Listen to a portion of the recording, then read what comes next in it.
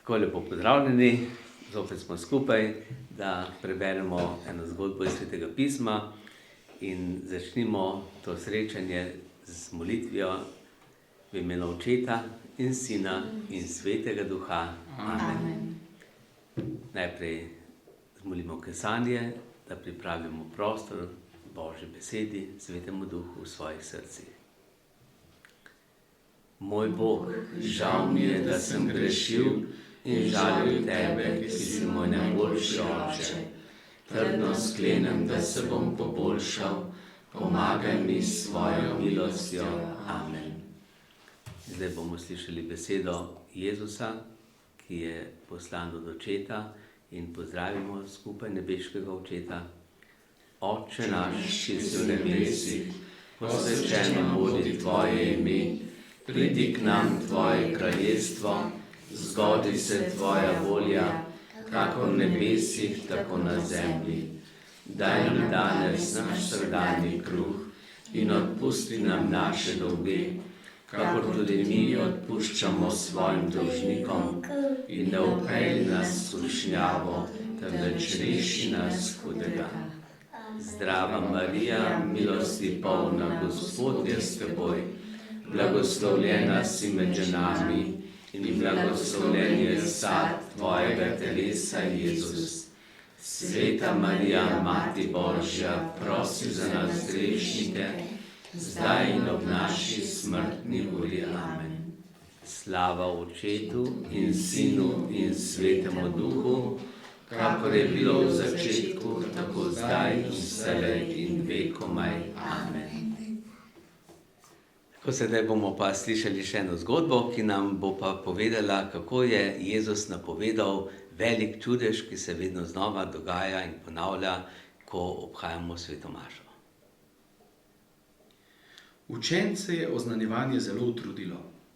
Okrog Jezusa se je kot vedno zbiralo veliko ljudi. Ni bilo niti toliko časa, da bi jedli. Jezus je videl njihove izčrpane obraze, zato jim je rekel: šli bomo v samoto, da si odpočijemo. Učenci so hvaležno prikimali, vstopili v Petrov čoln in odrinili preko jezera. Toda ko so se približevali drugemu bregu, so opazili ljudi, ki so že čakali, kdaj se bo pojavil Jezus. Ti so namreč videli čoln, ko je odpeljal. Tekli so okrog po bregu ter jih tako prehiteli in zasedli izbrani mirni kotiček. Učenci so razočarani godrnjali. Jezus pa je na množico gledal z usmiljenjem. Tako zelo so potrebovali njegovo ljubezen. Ves dan jih je učil, ko se je zvečerilo, ko so bili učenci vsega naveličani. Učenik, poslovi se od množice, so ga priganjali.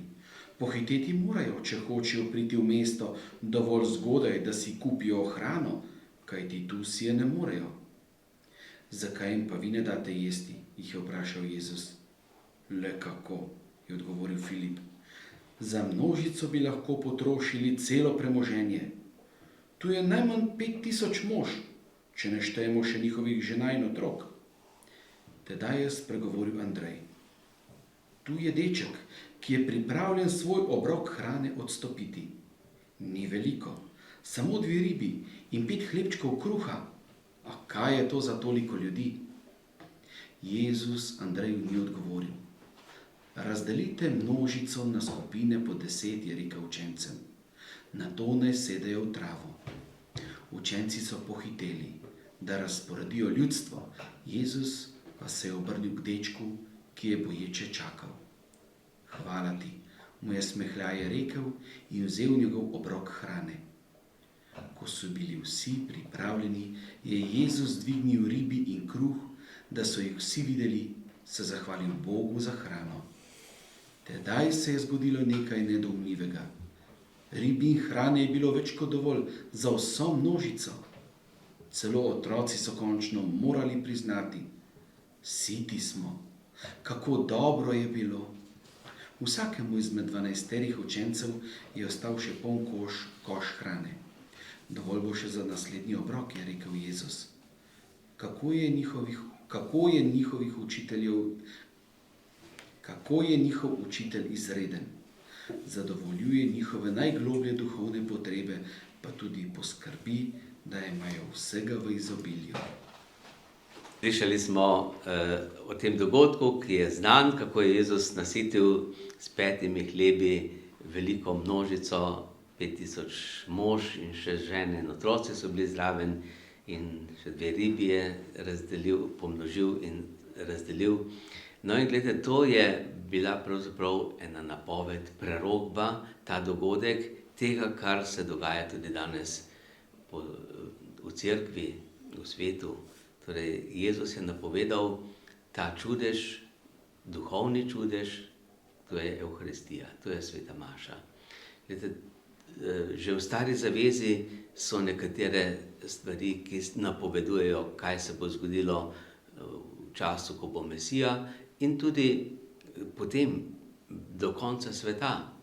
No in tako imamo en tak pomemben čudež, dogodek, eno tako znamenje v Stari zavezi. Se kdo kaj spomni, kaj je bilo takrat? Mana, ja. No, tako je Bog je hranil izraelsko ljudstvo 40 let v puščavi z mano. To je bila tako imenovana nebeška hrana. In s to hrano, ki je vsak dan so jo nabirali, je kot rosa padla z neba in se strdila in so to uživali in so tako preživeli. So pot od Egipta do obljubljene dežele, to je bilo, se pravi, znamenje, čudež in hkrati tudi prerokba, kako nam bo Bog dal hrano, ki bo pa za nas, za vse ljudi, od rojstva oziroma od krsta pa do obljubljene dežele, to je pa nebeško kraljestvo, do smrti. No in zato vidimo, kako Bog dela. V Stari zavezi naredi eno znamenje, Jezus je naredil še drugo znamenje, tretje znamenje se je zgodilo pa pri zadnji večerji. Takrat je pa Jezus pokazal, kaj je pravzaprav s tem mislil, ko je tukaj ta kruh pomnožil in ga dal učencem, da so se nasitili. So bili vsi siti? Ja, vsi so bili siti, ne? Tudi otroci so bili siti. In so bili veseli, ker so dobili to hrano. No in tako Jezus pri zadnji večerji daje in naroča to, kar je on naredil, ko je vzel kruh, ga razlomil, da učencem rekel, to je moje telo, vzemite in jejte. Tako podobno je vzel tukaj te hlebe, jih razdelil apostolom, apostoli pa ljudem. In to, kar se je tukaj zgodilo, je pravzaprav, lahko rečemo, že nakazano, kaj se pri maši dogaja. Kaj je bilo najprej? Jezus je učil, dolgo časa jim je govoril, cel dan, ljudje so cel dan poslušali. No in to je, pri maši je, prvi del maše je besedno bogoslužje. Je bogoslužje Božje besede. Poslušamo Božjo besedo, proroke iz Stare zaveze, apostole, poslušamo Jezusa. No in potem, ko poslušamo in še duhovnik ponavadi razloži, ali pa diakon razloži to Božjo besedo, ta Božja beseda, ki je včasih poslušamo, ne razumemo, jo potem mora nekdo razlomiti. In to je tisti, ki je služabnik, ki ga je Jezus vzel za pomočnike, tako kot tukaj apostoli so delili.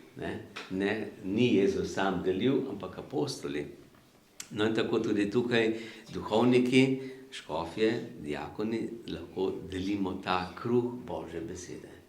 No in doma, v družini pa starši delite. Ste pa starši tisti duhovniki in preroki, ki delite svojim otrokom to hrano. No in tako se tukaj pri sveti maši potem zgodi ta duhovni čudež. Torej, ta deček je imel kruh in ga dal Jezusu. Mi tudi damo Jezusu. Kaj damo mi? Tudi kruh, kruh in vino. Kruh, naš zemeljski, vsakdanji kruh, in vino, ki ga pa Jezus potem spremeni v svoje telo in svojo kri. To je, se pravi, tisti čudež, ki se zgodi. Ampak zdaj, če pomislimo, tukaj se nič ne vidi pri maši, da se je kruh spremenil v meso in vino v kri. A se je kdaj že to zgodilo? Ja, v zgodovini se je že to zgodilo. In imamo še zdaj ohranjeno meso in kri, ki sta se spremenila torej iz kruha in vina, recimo v Lancianu v Italiji. In je to že 1200 let od tega. In je še zmeraj. Ja, nekateri smo že to videli.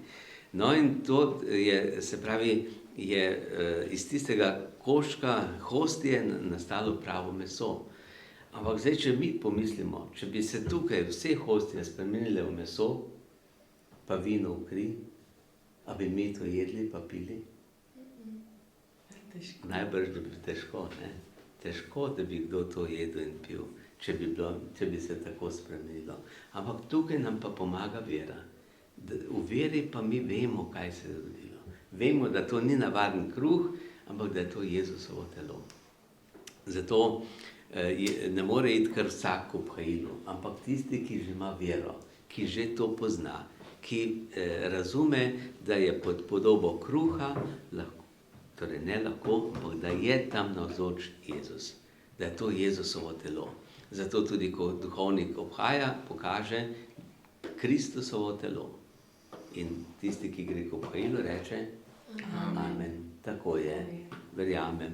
In potem sprejme in zaužije. No in da je to res Kristusovo telo in Kristusova kri, kar mi uživamo, kako se pa to vidi? Se kaj vidi? Ja, mogli bi se.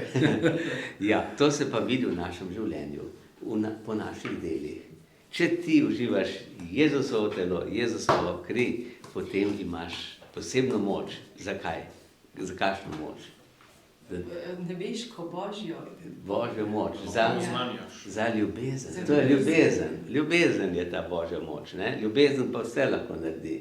Ne? Prenese, vse odpušča, se ne jezi, ni prešerna in tako naprej. To, kar razlaga apostol Pavel. Glejte, zato se takoj vidi, ali je nekdo bil pri obhajilu, ali je prišel z vero k obhajilu, ali živi to ali ne.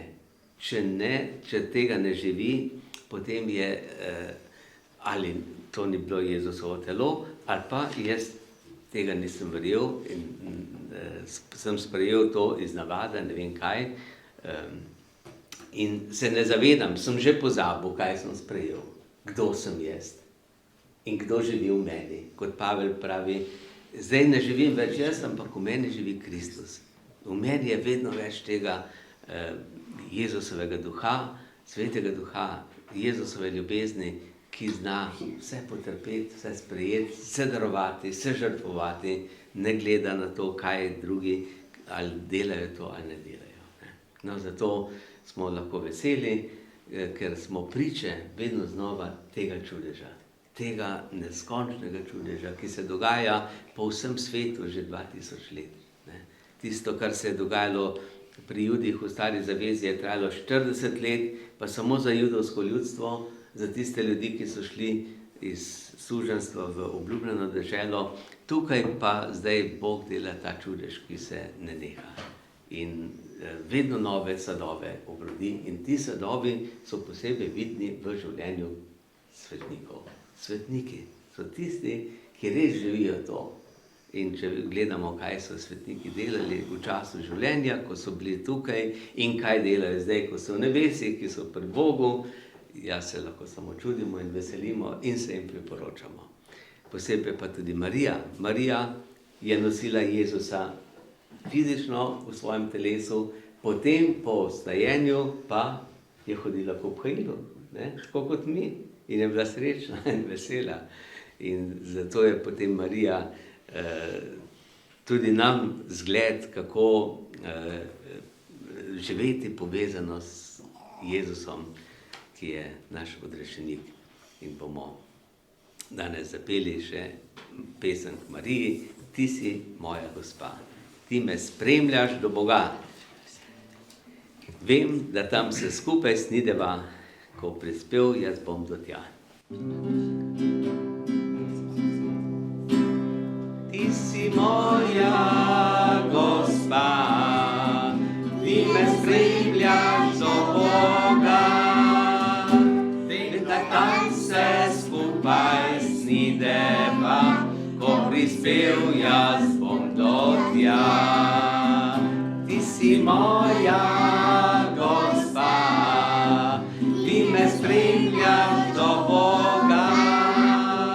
Vem, da tam se skupaj snideva, ko prispel, jaz bom do tja. Nad menoj ves čas bediš, da ne zgubim se kje. Razsvetljuješ pot, ko je tema. Če omaga me bodriš, da pot vijugasta, kmalu me pripelje do Boga. Ti si moja gospa, ti me spremljaš do Boga. Vem, da tam se skupaj snideva, ko prispel, jaz bom do tja. Ti si moja gospa, ti me spremljaš do Boga. Vem, da tam se skupaj snideva, ko prispel, jaz bom do tja.